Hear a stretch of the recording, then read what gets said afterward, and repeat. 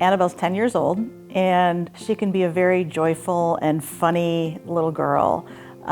She loves to swim. She's always loved being in the water from a very young age. She loves music. She loves jumping on the trampoline at home. She really has this great smile, and it's a special joy because there are times that is difficult for her. Annabelle is diagnosed with optic nerve hypoplasia. It's a rare neurological condition, and one of the first ways it's often caught is when around the time babies are starting to learn how to visually track or focus on things. And that was the case with us too. We were just noticing Annabelle wasn't doing that, so she didn't seem to be developmentally on track with her vision.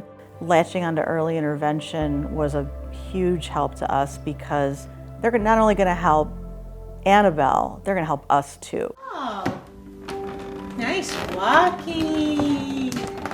Look at you. You bounce, just, yes, jump, jump, bounce. Nice bouncy jump. Our educational philosophy is basically to provide innovative, supportive, and meaningful education for all, right? And to do that, we have to invest in every person in every stage. And that means from the smallest child to the oldest child.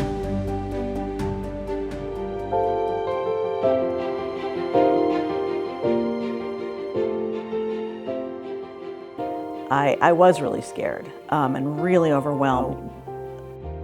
Annabel, from the moment I met Annabel, I felt like she was just the most beautiful puzzle. But upon meeting Annabel, she was in a state that she wasn't really communicating with us. There was a lot of behaviors that were self-interest, interest to others. And through this time, she has blossomed.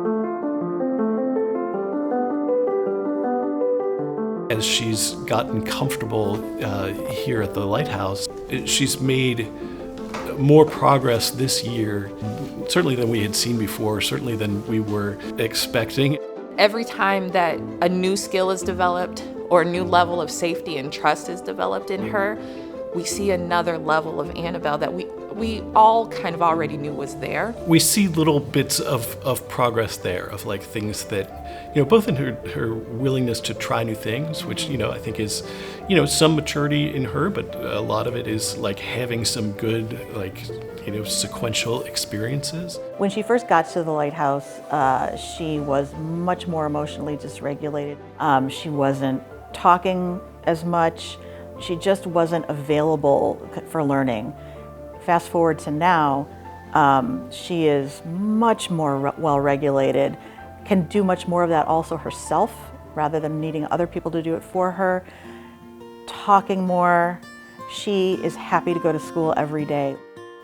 She's definitely taught me about what's really important, in life. And it sounds very cliche, but when we got her diagnosis and we didn't know what she was going to be able to do, we knew we had to, not pay any attention to what the typical developing milestones are for a kid, that was not going to apply to her. And to be okay with that. We drove her to school and picked her up. So, so we were, coming into the building and saying goodbye or hello a lot. Can you say bye to Dad? And she said, I love you, Dad.